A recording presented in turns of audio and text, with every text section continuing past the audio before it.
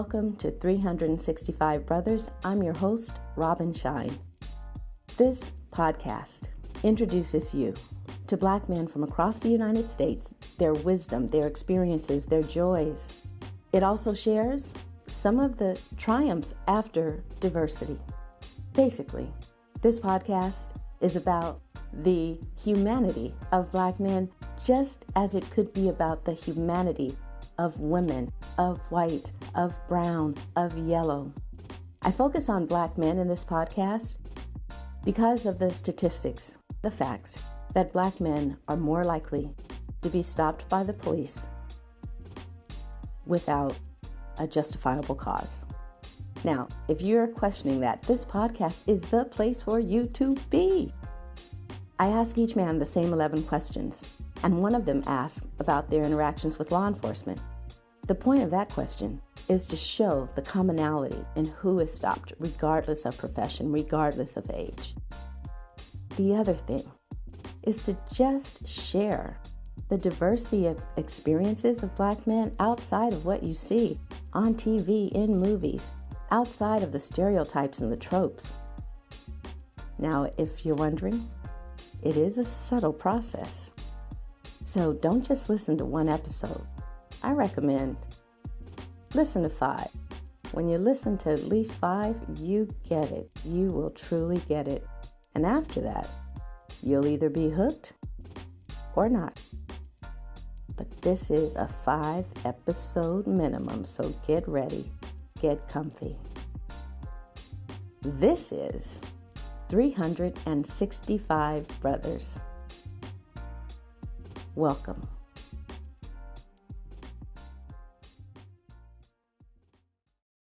Today we have the privilege of talking to a gentleman who knows cars. He's been in the auto industry for quite some time. In fact, he's owned Harry's Auto Body in Lynbrook, New York for over 46 years. Originally from Bolton, North Carolina, he now resides in New York, and we have the privilege of speaking with Kenneth Mott. Welcome, Kenneth. Thank you. Is there anything that you would like to share with our listeners about you, your family, your life? There's a lot of things I guess I could say. My family is wonderful. My life has been really great. I don't have a lot of things to complain about. I have a lot of things that were good in my life growing up. Good mom, good pop, good family. My children are great. I can't complain about them. They're all doing very well. And how many children do you have? 4, 2 sons and 2 daughters. Oh, great. Any grandkids yet? Yes, I'm sorry I'd left them out. Gosh, can't do that. I have 3 grandchildren. Oh, that does sound like a rich life, not just because of the children, but it's in the way that you describe, like what I hear is satisfaction and contentment. Yes, it is. It's been very good. Let's jump into the questions. Kenneth, what's your favorite song, either now or all time, and why? Music is one of my favorite hobbies. So I love music from long, long ago.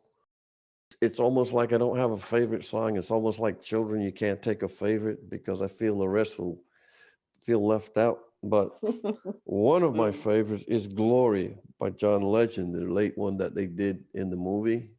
That is a very, very favorite song of mine because it's just, I do believe in that song. And I believe what that song says is it's dear to me because I believe that's really what's going to happen one day when the glory comes. It will be ours. For listeners who are not familiar with it, can you say a little bit more? It's just that things have been and they still are really rough for minority people. And the movement of equal rights, integration, all that good stuff that's been detrimental to Black folks, minority folks. I'm very much interested in that, have been very much involved in that. So that's also another reason that song is important to me and dear to me. because from when I was a kid in high school, I literally, in the 60s, I did marching for integration in Wilmington, North Carolina, also, Mm. right actually during the King era and right after the Greensboro, I think it's five, the guys that started the sit-ins at Greensboro, because Bolton is really not that far from Greensboro, a couple hours, Okay. Mm-hmm. and it all spread out through the South, and I participated in that, and then from that, the other things I've gotten into following that is NAACP, the community, anything I can do. 100 Black Men. I've been a member of that for many, many years. Actually was a member, longtime member of the Rotary Club, Rotary International, which a lot of people may not know, but it's a huge international that does great stuff around the world, not necessarily related to integration or anything or equal rights, but it's just a really good community, world organization actually, which was really, really great and played a big part in helping to eradicate polio. Rotary had a Oh. lot to do with that. Uh-huh. I didn't know that. Hmm. You know, Huge as part in that. when you hear someone who's still living today who is talking about in real life times being there during the times of integration. I'm in my 50s, so I'm not, 20, but at the same time, like I was just a baby when that was getting started. And it just reminds me how many people it takes for a movement, because we know the names Martin Luther King and we hear how big the marches were, but those marches are only what had them stand out were all the people who participated from all over. And so just thank you for being a part of that and being one of those people that made that difference that I got to live in an integrated world. The extent that it is. I mean, Yeah. there's a long way to go, but at least legally that has been handled. So let me ask you about favorite childhood memories. What is a favorite childhood memory? There again, that's almost like my music. My childhood really was, it was really great when I stop and think about it, because I'm one of nine siblings. And that's a lot of fun, actually. It's like our own community, like our own party, our own everything, because you got so many different ones to deal with. If you're angry at one, you're friends with another. You got a problem with this one, this one, the other one is on your side. So my childhood was full of hard work, a lot of love. Um, our mother was one of the best mothers in the world ever. So Wow. she kept us all together. We all hovered around her like little bitties, little chickens, and she was just the best. So my childhood is basically circled around my mom. Truthfully, I mean, my dad was there, but my mom just stood out so much higher and more above him as far as holding the family all together and everybody gathering around her. Mm. But it was good. I had a wonderful childhood. I have no complaints about my childhood. Worked very hard. At the time, I didn't think it was that great because I had work to do, and I got punished for bad things, which I am very proud of because it made me who I am, and I don't think I'm too bad a person. Try Yeah. not to be anyway. So well, let me ask you, when you think back, but is there a memory of being together that stands out? Actually, as I said again, there's so many. I can't even think of one individual one because it was like constantly, basically almost every day that we had just everything going. I mean, Yeah. the big thing with the family together was like the holidays, Christmas and Thanksgiving primarily. Those were the major holidays that was, as I said, I can't think of one that was better than the other. They was so good, so good. because we Mm. have the big feast on both of those days. My mother would start preparing and cooking a week or so in advance, and Wow. by the time Christmas came, we had a cupboard full of cakes, pies, and all kinds of food, any kind you wanted. Then there was fruits and veggies, and it was just a really great time. Yeah. Those were the good times, and there was lots of them. I can't think of one that was so much better than another. They were just Mm. good. Yeah. I miss them. Um, I miss them mm, so much. Oof. I hear that.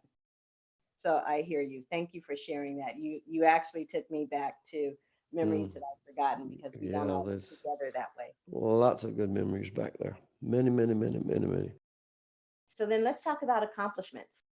Ooh. Here's where I ask you, I know, right? I know this thing is all about making you choose like, just a handful because it's about giving people a sense of who you are. And I mean, a life rich like yours, there's just so much you could share.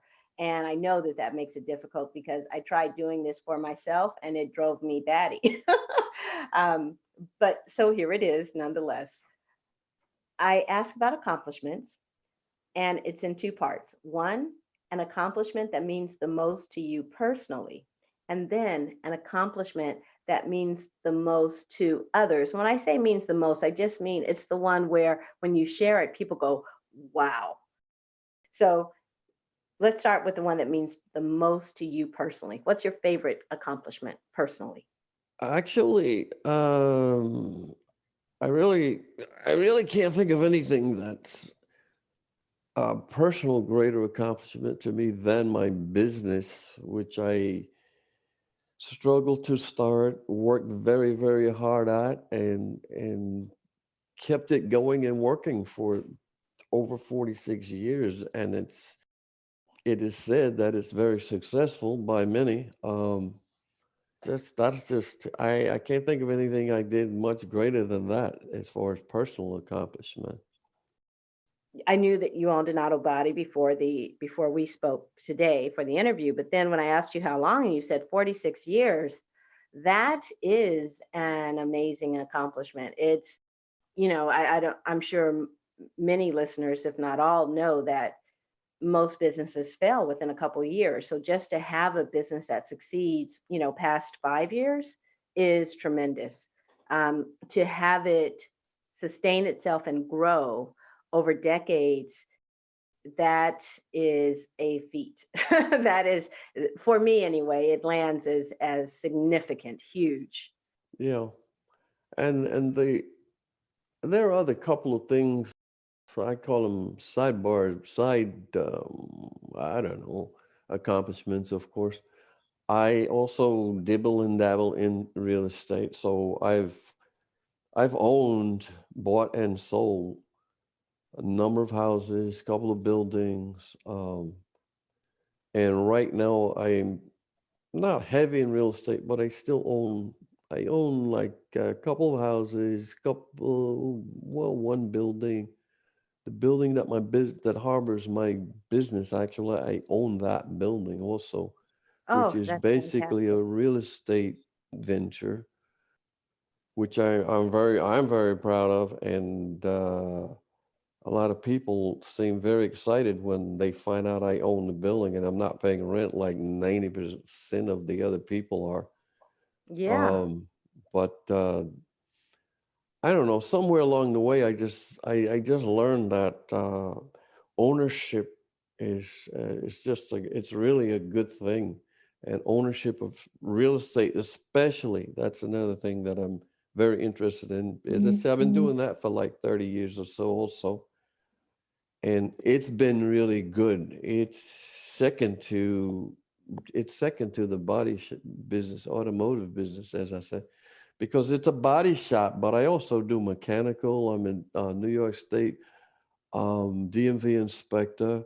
Mm. Um, so I do a lot of things. I do everything on automobiles. Actually, I don't just do body work. Okay, So so it's this been is a really solid good. repair. Yes, You do it's repairs the called. whole thing.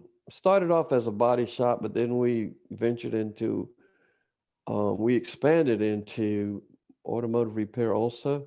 So we do all that now. We do just about everything on cars that needs to be done. Amazing. That's all that is there for me is to say, wow, congratulations. That's that is a significant accomplishment. And it's another thing. Part of that is the fact that I do feel and believe that I'm kind of proud of the fact that I've created a number of jobs because over the years I've hired and had a lot of employees.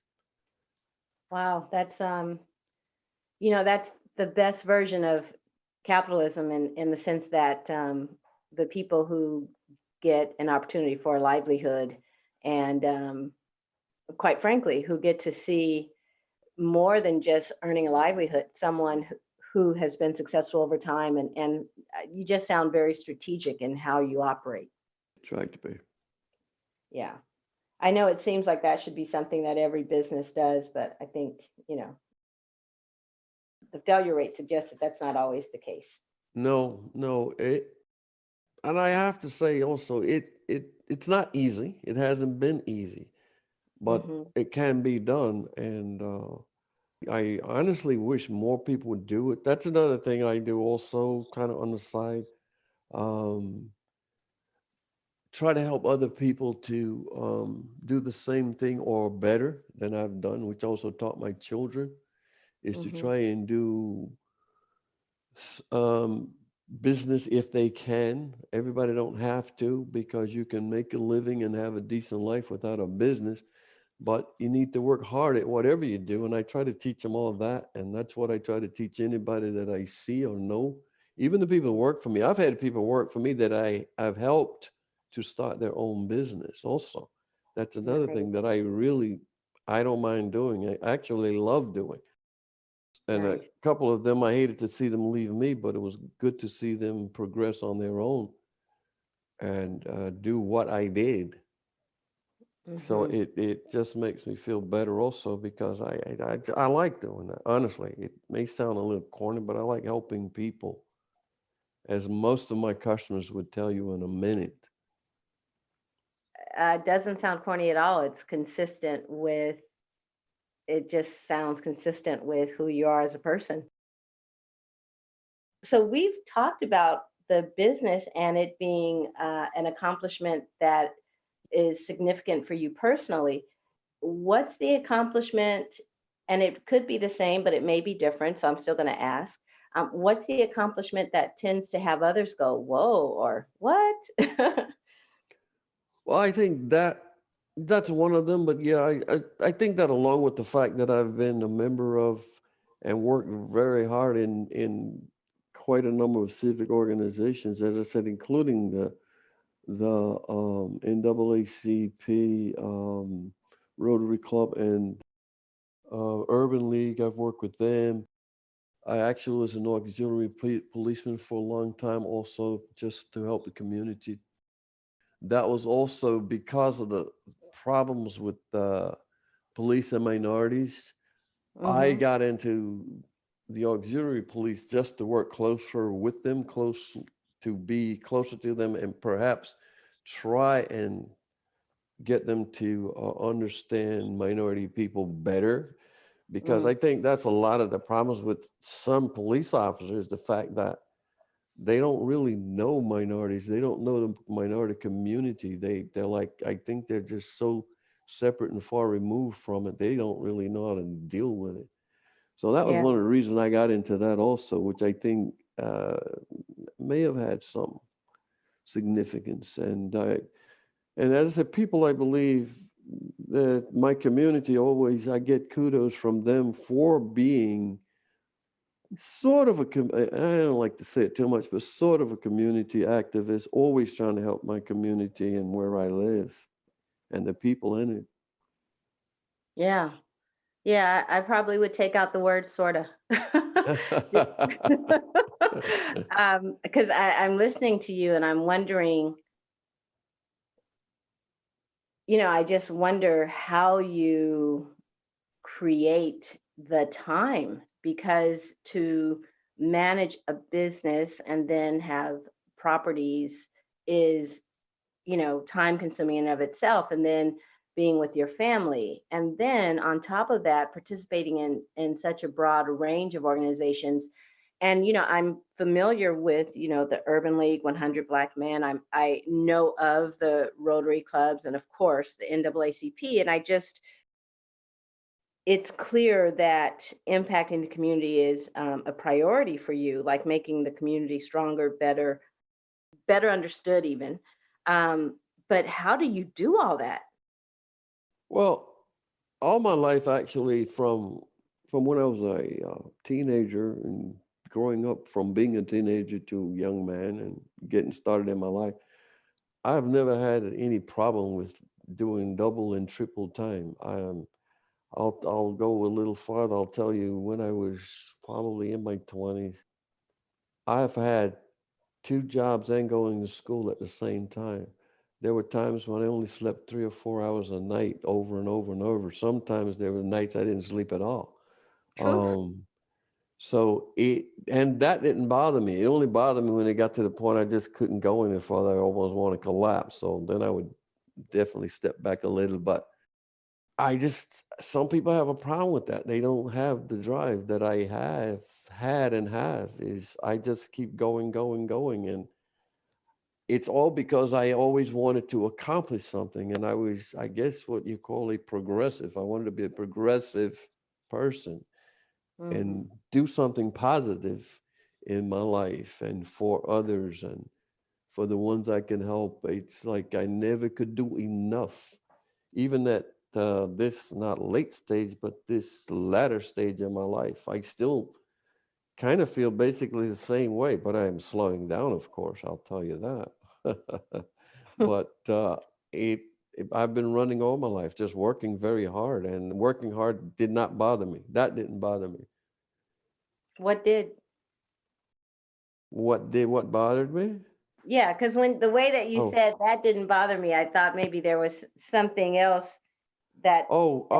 yeah, oh yeah. Working, as I said, working hard didn't bother me. Yes, the things that does bother me is so many people that I used to feel, actually, I used to feel that everybody should be like me. And in fact, when I bought my business, I literally managed my business before I bought it for 2 years. I had left that out in the early beginning. Hmm. And I used to feel there was something wrong with people that didn't have the drive that I had. I'm going like, well, what the heck is wrong with you guys? Y'all don't want to work. You people don't want to work. And the guy that I was working for, that I bought the business from, he took me aside one day and he said, listen, he said, everybody's not the same. They're not wired the same. Everybody's not made like you. He said, Mm, some of us are that way and some people are the totally opposite. The totally opposite ones are the ones that bothers me. Yeah, that bothers me because that's many times we call lazy. I don't know if it's lazy. I don't know what it is, but some people just don't feel like doing anything, don't want to do anything. Things yeah. that they can do to make it better for them, their family, or their community, neighborhood, whatever. They just sit back and go like, it's okay. Don't want to do. That bothers me. And it took Hmm. me a while to actually learn to get over that because I thought everybody should want to do something like I'm doing, which helps themselves and others. But lots of people, even to this day, still don't want to do. That Yeah. bothers me. But I've kind of learned to live with it. And now I know that there are other people that's the way they are. And I don't think there's much we can do about that. Well, it's funny you say that. I have a friend of mine, been friends a long time, and well, actually, I guess I could really say this about all my friends because one of the things that I do is it's really easy for me. I should say it's not easy, but I've learned to see people's gifts. So this one friend, he researches everything, and it's so easy for him. He's probably got enough books to fill an average size bedroom. Like he Ooh, just devours nice. information. Hmm. And So for him, when he interacts with someone and they don't want a thorough understanding of the subject before making a choice, he is just beside himself. And it's funny because I remember saying, saying to him, you realize that that's a gift you have to go to be able to sift through so much information from so many diverse subjects and then to use reasoning the way you do. And it was really one of the first times that he recognized that it was his gift, Hmm. and it didn't stop him from being frustrated, don't get me wrong. But it did help him at least be able to just throw up his hands without being, completely taken out by how other people make choices, including myself, by the way. That's the real story about how that came about. I'm like, I'm not reading every single, I forget what I was buying, but he would do thorough research. And I'm like, well, I read these top 5 things. Blah, blah. What? That's it? So anyway, so I love that you've discovered that for yourself, that people, or well, actually, you said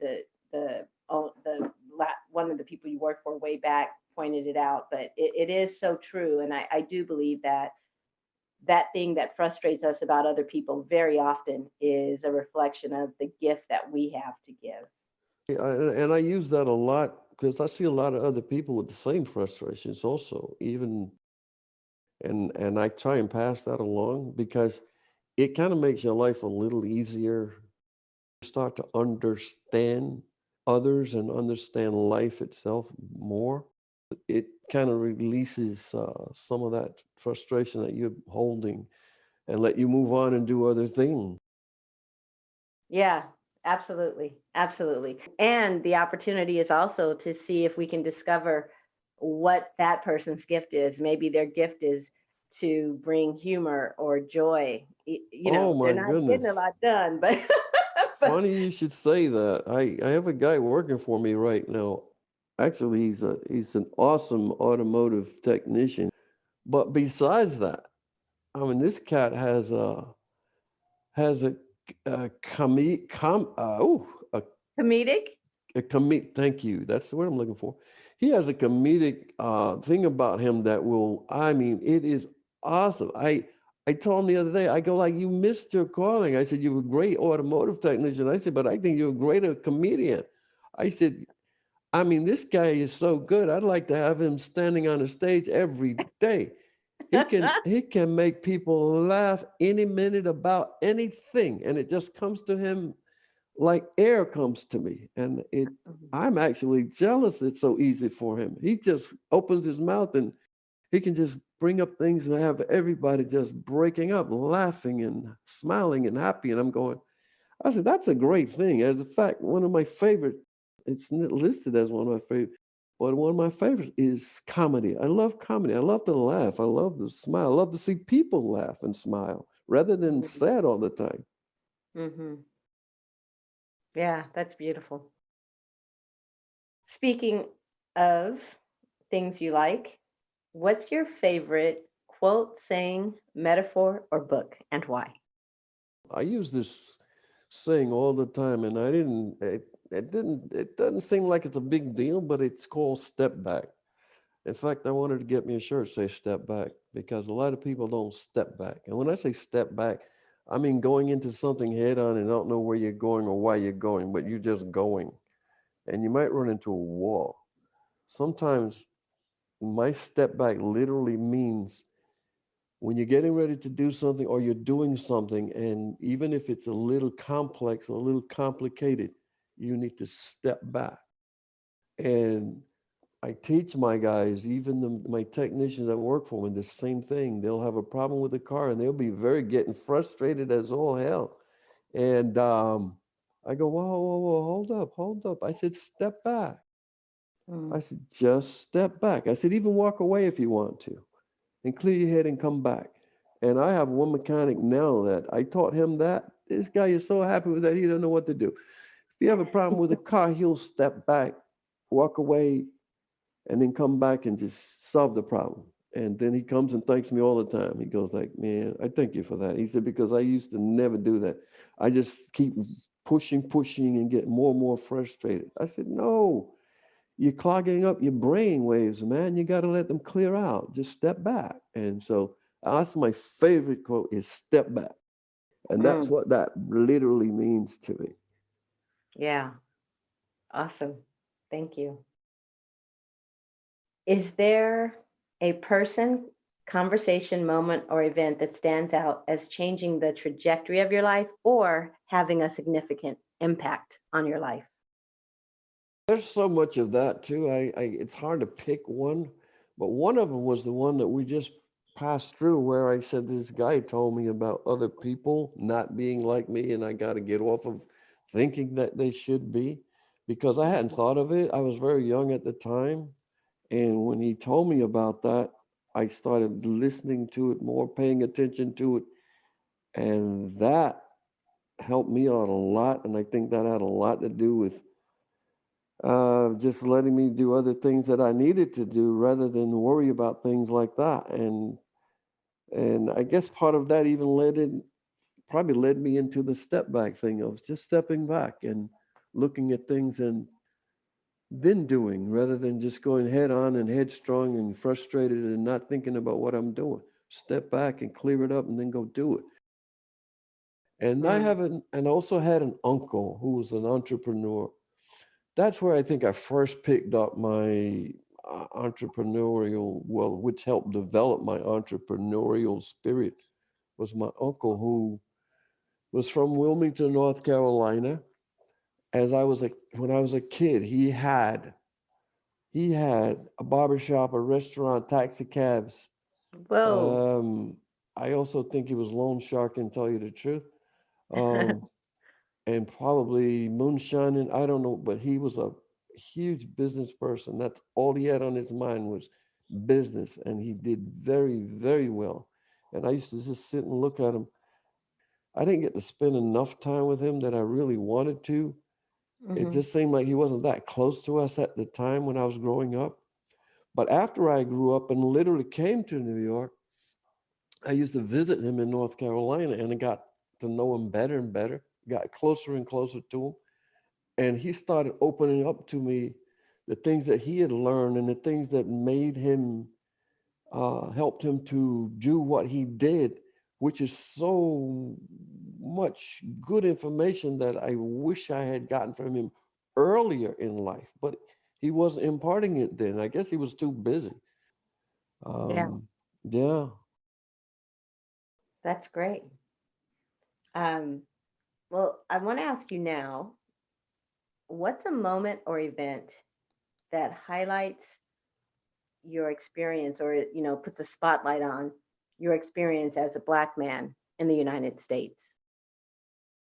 When I was a kid, there was my mom only went to sixth grade, I think it was, but she was a brilliant woman, very, very smart woman, and she always wanted to be. Her lifelong desire was to be a nurse, and she, of course, without the education, she could never be a nurse. But then when I was a kid, I met a black doctor in Wilmington, North Carolina. That kind of opened my eyes to the fact that a black person could be a doctor. In fact, I hadn't even seen a black nurse when I was a kid. And Hmm. then knowing he was a doctor and then learning about and seeing black nurses and another black doctor here, occasionally a black doctor there occasionally. Things like that. As I say, there's lots of them, but things like that, all of them just kept opening my eyes to what black people really could do. Because Hmm. growing up in rural North Carolina, which is where I grew, we weren't really taught that black people can be anything that you want to be, do anything you want to do, because it's a lot of the people, the minority people down south in the 50s and 60s, they kind of like accepted the fact that they weren't, almost weren't supposed to be the Yeah. same as white folks. Um, so they kind of like sit back and go like, well, this is all I'm supposed to be, a mother, a father, a farmer, and the little trades that they did. But it wasn't for them to be doctors and lawyers and scientists and even airline pilots and military people. They kind of sat back and felt like, well, that's not for black folks, that's for white folks. Yeah. And but I would kind of like keep my ear to the ground and peek and see black people doing a little better, and I'm going like, I don't see why black people can't do what they do, because they're not smarter than black people, but the opportunities just aren't there, and that's not fair. In fact, I just got to throw in one little thing. North Carolina literally owes me an education. They should refund my money for the education that they Hmm. claim they spent on me, because I Hmm. got a seriously inferior education from North Carolina as far as elementary school and high school. As far as the education down in the deep South in the 50s and 60s, oh my God, so many minority people just they did not get a good education. And it also helped me to understand that that's why a lot of black people aren't progressive and don't do better, is because they didn't see it. They weren't told that, no, you can reach to the sky, man. You can do anything, and you can do anything that anyone else can do, and a lot more than many other people can do. But I mean, thank God a lot of us started breaking out of it and trying to see what we could reach and how much progress we can make. Yeah. What I got from what you shared is just, what was significant for you was the opportunity to see what was possible in some of the men and women that you came in contact with were who had achieved beyond what was Mm-hmm. being set as Expected. example. Yeah. Mm-hmm. Hmm. Yes. It's interesting to hear you talk about how it was in the rural South in the 50s and 60s, because as you were saying that, I was like, there's still people today who live in communities that are so cut off they're cut off in terms of they're segregated in terms of who lives there. Once someone's a doctor or lawyer, they move into a middle class or upper middle class community, Mm-hmm. or a wealthy area. Mm-hmm. And so it's the examples of what's possible, even though we go, well, they can see this show on TV, they can see all these blacks doing these things, but it's a little different seeing it on TV versus having people that are in your life that you see doing these different things. Yes. Absolutely. Yeah. So now I want to ask you, have you had any interactions with law enforcement? And, if there are any, that stand out? Yes, I've had, of course. It's almost like I don't know many black men that haven't had what they believe to be unfair treatment of especially white law enforcement. I mean, I've had it since I was a kid. Well, not really a kid. Since I basically started driving. My first encounter was in New York. It was like, honestly, it was like a 30 mile per hour zone. And I had some family members in the car, and we're driving along, and there's the cop riding along beside us. And so I'm not going to speed. Doesn't make any sense. That's crazy. On a marked car, I'm saying he was in. Mm. So we're rolling along and come up to a traffic light. I look over, he look over at me, and he points at me, and then he points to the side to pull over. And I'm going, I mean, he never even had his lights on or anything. There was no reason that I know of. And so I pulled over, and he goes like, license registration, which is what they do. I gave it to him, and he goes like, you were speeding. I said, excuse me? He said, you were speeding. I said, it was a 30 mile per hour zone. I said, I wasn't speeding. I said, you're right beside me. Why would I speed and look into the cop? I said, I'm not that. I said, that would be totally ridiculous. He went back to his car, wrote me a ticket, and gave it to me. But Mm. as I was very young then, and just really, really upset, of course, but with no information or means of fighting the ticket, arguing the ticket. So I had to pay the ticket, of course. That's when I was first starting to work. Didn't have much money, but I had my first car, or first car, I think it was. And from that point, you can see how that starts and builds up in the Black community of disliking law enforcement because of the unfair treatment that was dished out to minority people on a daily basis. And then you see it, you hear it, and hear other people's stories, and it just keeps boiling and building and boiling and building, which is terribly sad, but it was true. I've had that, and I've also gotten pulled over a number of times for what I do believe non-reason. Um, because honestly, if a cop drives out on the street, they can usually find something wrong with every person out there that could get a ticket if it's nothing but a broken light or a bulb out or a dirty license plate. So Mm-hmm. what happens is, though, we know that, and we see it all the time, is that more minorities get pulled over for those simple, silly reasons that they don't usually pull over white folks for. And so that's where you start feeling, I don't know, just being mistreated, and it just doesn't stop. And as I said, that's one of the reasons I did a stint with the auxiliary police out in Nassau County for a long time, just to be closer to them so that I could communicate with them and see where they're coming from and see how they're thinking. And hopefully they can understand us better. And I think it helped. But Yeah, I was going to ask you, what did you learn from I, the time there? by working with a lot of the cops, you kind of learn that there's this thing among cops that it's like looking on the in a little bit more on the inside of society, because you can see it coming through the cops, how they feel, how they think, and how they talk.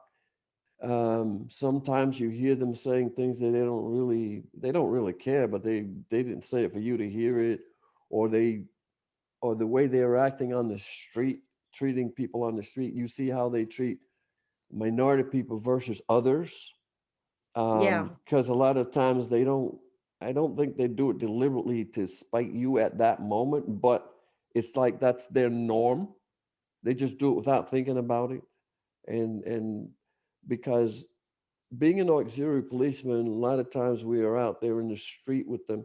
We basically were eyes. We would call eyes and ears for the cops, basically.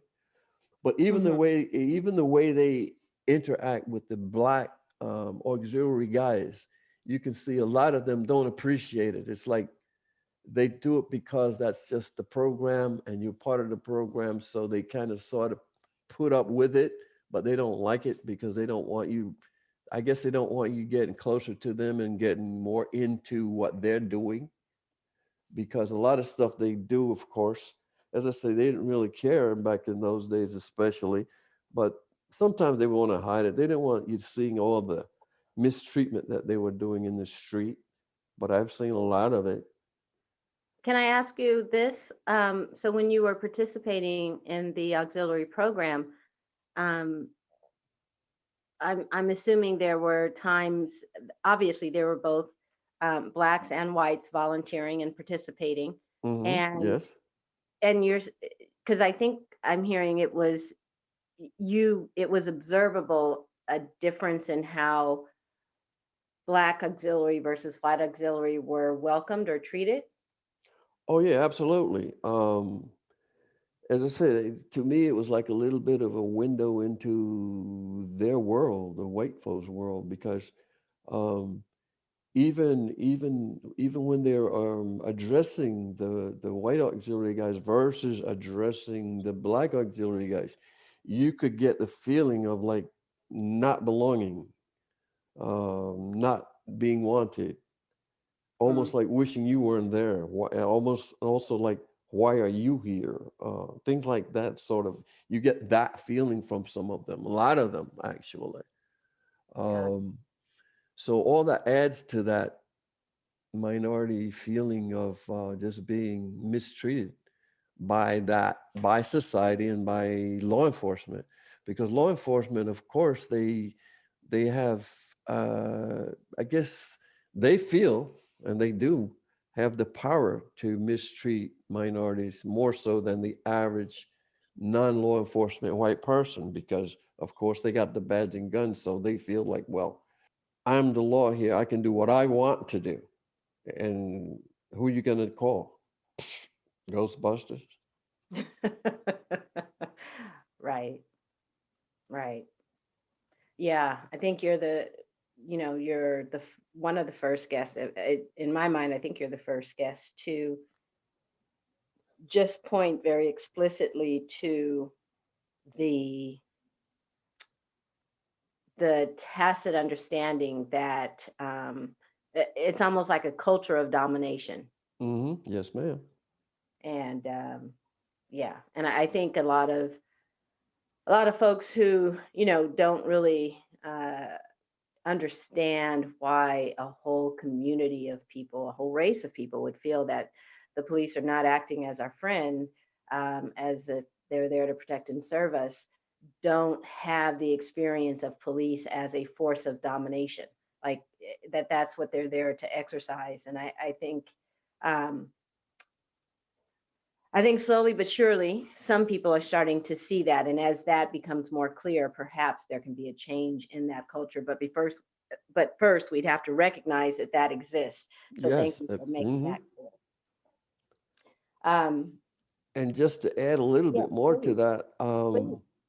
my two sons are in law enforcement and they're doing very well, but Mm, they've also learned, though, now they're coming back to me with more things about law enforcement that they didn't know, that I couldn't even teach them before, because some of it I didn't even know how deep it goes, but they see it in law enforcement now. I mean, and they see so many things that we have discussions all the time, and they still actually want to know why. Why is it so prevalent? And I go like, that's just some of the American people, and they can't get over this stupidness, and I don't know why. I mean, when we were marching in the 60s, um, protesting, I said to myself, I said, okay, in 20 years, this is going to all be gone. Things are going to be smooth and nice, and people will be one. They'll be the same. Are you kidding me? I am seriously disappointed that it is still as prevalent as it is. It's very disappointing because I didn't expect it to be. yeah, it's a stubborn pervasiveness. Yes, Um, ma'am. Yes, it is. well, this is a great place to ask you this. If the United States was a woman with whom you could speak, whether mother, lover, friend, stranger, neighbor, whatever, what would you say to her? Wow. Wow. See, now, when we say United States, God, that's kind of a hard question, because United States is is my homeland, my motherland. I don't know any other. So I would have to say, I love you dearly. I care for you, and I'll do everything I can to take care of you. Um, But then when you say United States and we speak of it as it is, as the society of the United States, ooh, man, I'd have a different story. I'd have a whole lot of whys. Whys, why this and why that, like children ask and things like that. Um, so I don't really know how to put that. Is it the United States in which all of us are that make it up, or the United States, the land that we live, um, that we were born in? Um, as I said, so the land that we live, the geographic part of where we live, I love it to death. I have no other country. I wouldn't want to go to another country to live. I want this country, but I'd want this country to be better. And so I'd say, as I say, I'd say I love you dearly. I'll do everything I can to help you to be better than you are to me, because as far as the society goes, nah, you've mistreated me and you're mistreating my people and many people. Mm. And if you don't stop, it could be detrimental to the whole society, seriously. Yeah. That last thing you said, it could be detrimental to the whole society. I think it does impact and destroy what's possible for this country. Like Absolutely. Yes, it's ma'am. good, but we don't have any idea how great it would be if everyone could contribute Ooh, it this. was unlimited. It would be unlimited where it could be. Exactly. And I like the way you said that because it that was implied in how you said it. Kenneth, what is love to you? Love to me is what I got from my mother. Love is love unlimited, love eternal, love that you just it's something that you if you have love for someone, something, it's I don't even know. I can't even describe it. I don't know enough words to describe love as it really is, because to me, love is what you would, if it's a person that you die for. You could die for. You would do anything for, and you would do any and everything in your power to make their life better, um, and take good care of them. Um, just like loving the country, you would do all you could do to make the country better, because I do love the country, but it's really in a bad way right now, seriously bad way, and looks like it's going the wrong way. Um, so love is a big thing. It's a big thing. Love is what everybody needs. If everybody had true love for each other and our society and all that, this, like you just said, we were just talking, things could go really big and beautiful. That's what love would be. Love is big and beautiful all over, and in every area that I could think of. That's love. Love is unlimited. Yeah, Yes. I like that. You've shared so much, and I still will ask you now, what is something you've learned through your profession, training, experiences, or adventures that you believe more Black men should know? It's not easy, but we can actually be better. We need to know how to deal with our mates, our children, our families, because the more we can learn about how to deal with ourselves, our husbands, wives, boyfriends, girlfriends, children, to make their lives better, it'll all go towards making the world better, literally. Yeah. And we need to know how to deal with the folks that don't know how to deal with us. We need to try and help them to understand who we are and why we are the way we are, why we think the way we think, which is, as I said, something I do many days, talking to the other side, if I could call them that, trying to Mm. explain to them why I feel the way I feel, and the things I know that they don't know I know, or they don't think I know.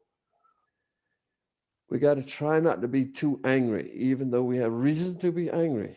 But you can't do too much if you're angry. If you're too angry, I don't even think you can think straight. I think you need to step back and Hmm. just try and get a little deeper into, okay, how do we deal with this? What can I do to make it better, close to me, around me, and out there, and in the country and the world? That's what Black folks need. We need to just try to find a way to contribute more to improving and making it better. Yeah. Not easy, but Yeah. There's no way to underestimate the value of personal growth and development. right. And even it, even when you're dealing with what no one should have to deal with, Mm-hmm. what you can bring to it in terms of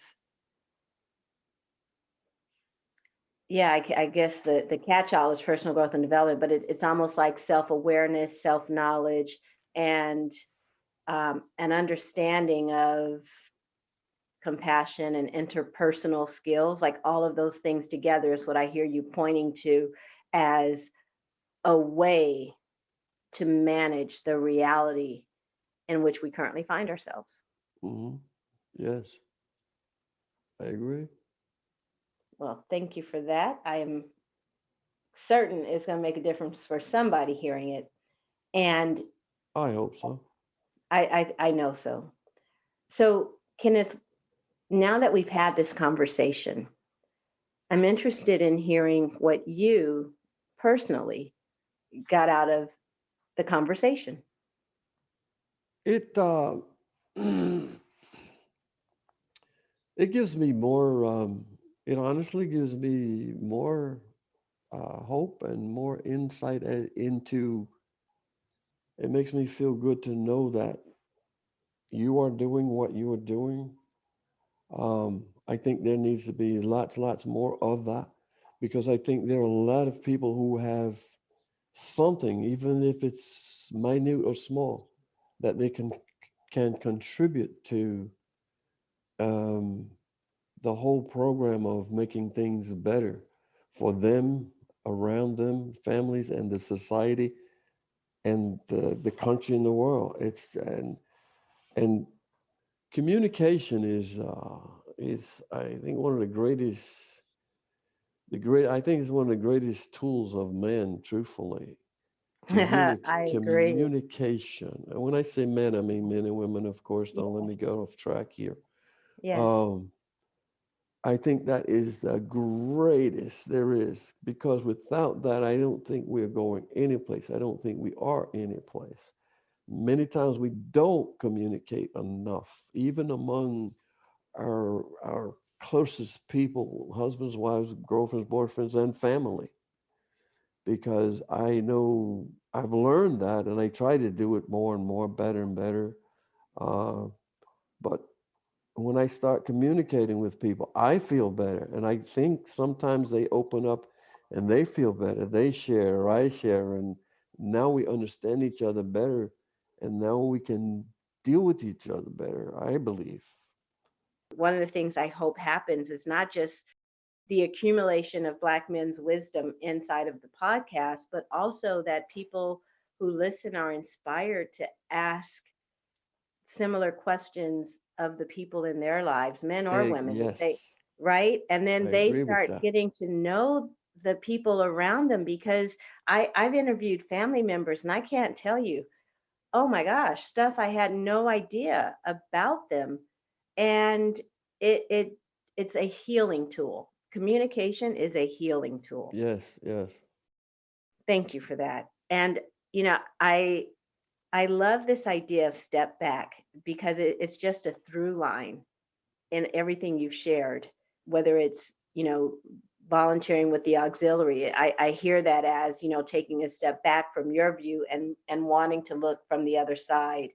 And it's just thank you for being someone who reminds others to step back. Thank you for being someone who lives taking a step back, taking on the advice to, to step back from judging others and go, okay, well, they're not all like me. Thank you for being a demonstration of the value of stepping back. My pleasure. Thank you for listening to 365 Brothers. I certainly hope you enjoyed the episode. I encourage you to subscribe. Please leave a review. I want to know what you think. Also, if you know someone who would be a fantastic guest for 365 Brothers, please direct them to our website, 365brothers.com. You'll also find all the episodes there, 365brothers.com. And your support is welcome. And remember, to listen is to love.